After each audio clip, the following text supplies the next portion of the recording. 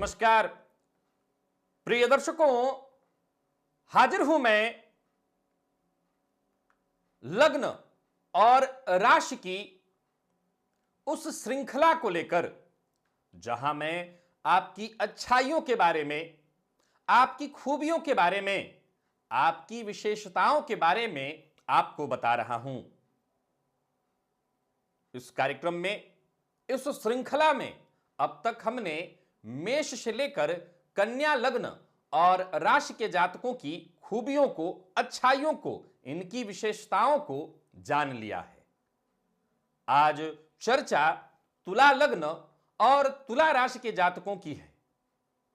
कैसे होते हैं इस लग्न और राशि के जातक, क्या क्या इनकी खूबियां हैं, क्या इनकी अच्छाइयां हैं। प्रिय दर्शकों, मैं पहले ही आपको बता दूं, जो दर्शक इस कार्यक्रम को पूर्व से देख रहे हैं वो जान रहे हैं कि इस कार्यक्रम में मैं केवल और केवल आपकी विशेषताएं आपको बता रहा हूं, आपकी कमियों की चर्चा बिल्कुल नहीं कर रहा।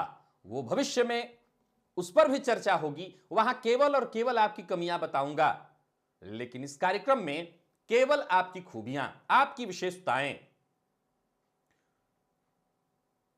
शुक्र की यह मूल त्रिकोण राशि है, तो सीधी सी बात है कि शुक्र का प्रभाव तो तुला लग्न और तुला राशि के जातकों पर आम दिखाई पड़ जाता है।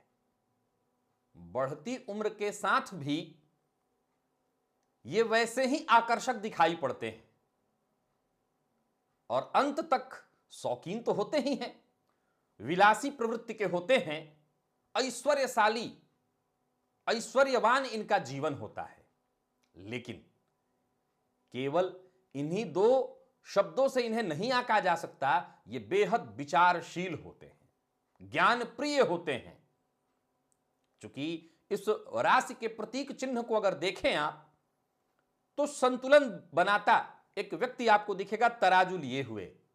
तो संतुलन बनाने की जो असाधारण क्षमता होती, जो शक्ति होती है, वो केवल और केवल तुला लग्न और राशि के जातकों में होती है। अच्छे और बुरे की पहचान तो इनसे अधिक कोई नहीं कर सकता।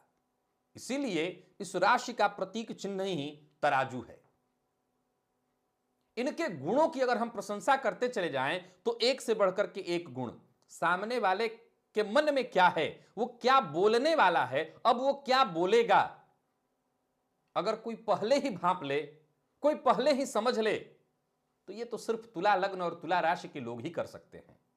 और उस पर भी जबरदस्त बात यह कि अपने मन की थाह किसी को नहीं पाने देते।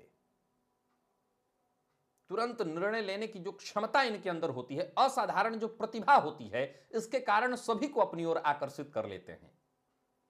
ये कुशल व्यापारी भी होते हैं और सफल राजनीतिज्ञ भी। वैसे तो जीवन के हर क्षेत्र में ये सफल हैं। इनकी एक विशेषता यह भी है कि जिसको ये मित्र मान लेते हैं, उसके लिए अपना सर्वस्व देने के लिए तैयार रहते हैं। सामने वाला जब भी चाहे आजमा कर देख ले। कई बार तो ये बेहद साधन विहीन परिवार में जन्म लेते हैं, बेहद कमजोर परिवार में, लेकिन इनका लक्ष्य इतना ऊंचा होता है, इनकी चाहत, इनकी महत्वाकांक्षा इतनी ऊंची और बड़ी होती है कि सब कुछ ये हासिल कर लेते हैं। यानी साधन विहीन होने के बावजूद ये जीवन काल में सब कुछ हासिल कर लेते हैं। शुक्र से प्रभावित होते हैं, अतः शीघ्र ही द्रवित हो जाते हैं। अगर क्रोध में हैं तो ऐसा नहीं है कि ये सदैव क्रोध में रहेंगे, थोड़ा सा जाकर के आप नम्र हो जाइए, इनके सम्मुख झुक जाइए तो द्रवित हो जाते हैं। और यही जो नारियल का स्वभाव होता है, बाहर से कई बार कठोर और अंदर से मुलायम, तो सच्चे अर्थों में इनको पुण्यात्मा कहा जा सकता है। इनका स्वभाव भी निष्पक्ष होता है, इनका तरीका भी बड़ा ही निष्पक्ष होता है। निष्पक्ष तरीके से किसी मामले को ये आंकने वाले होते हैं। इनका ये अद्भुत गुण इनके अंदर होता है।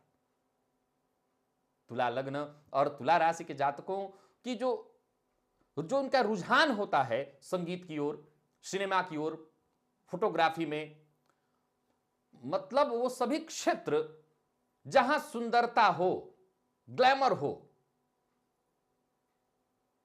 सभी क्षेत्रों पर ये अपना दबदबा रखते हैं। सफल तो होते ही हैं, इसमें कहीं कोई संशय नहीं कि तुला लग्न और तुला राशि के जो जातक होते हैं, जीवन के हर क्षेत्र में इन्हें आप सफल देख सकते हैं। आज के इस परिवेश में मैं ये तो नहीं कहता कि बाकी के लग्न और राशि के जातक सिनेमा इत्यादि के क्षेत्र में नहीं होते, लेकिन इस लग्न और राशि के जातक विशेष सफल होते हुए देखे गए हैं। शुक्र का प्रभाव इन पर कुछ इस कदर होता है कि कहा जा सकता है कि मां लक्ष्मी की कृपा इन पर सदैव बनी रहती है। ऐश्वर्य इनके आसपास दिखाई पड़ जाता है, जैसे ये ऐश्वर्य के लिए ही पैदा हुए होते हैं। और जीवन में ये जिस कदर सीढ़ी चढ़ते चढ़ते आगे बढ़ते चले जाते हैं, सफलता जिस तरह से ये हासिल करते हैं, जाहिर सी बात है कि औरों को ये सदैव ही आकर्षित कर लेते हैं अपनी इसी सफलता के कारण।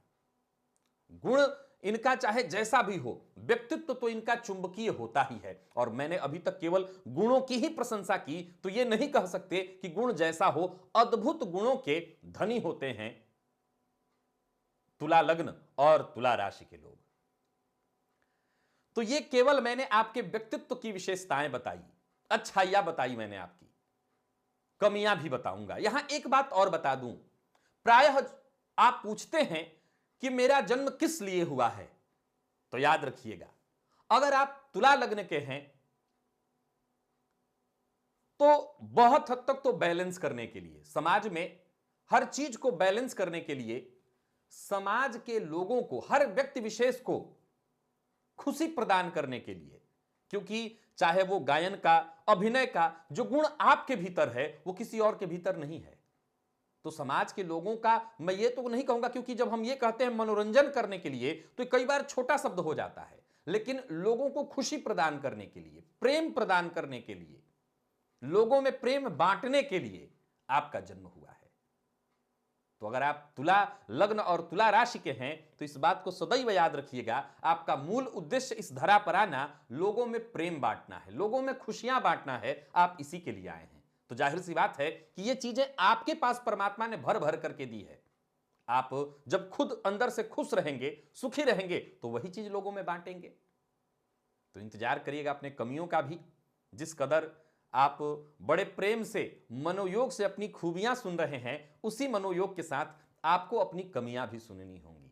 आज के लिए बस इतना ही, इजाजत दीजिए, पुनः मुलाकात होगी, तब तक के लिए नमस्कार।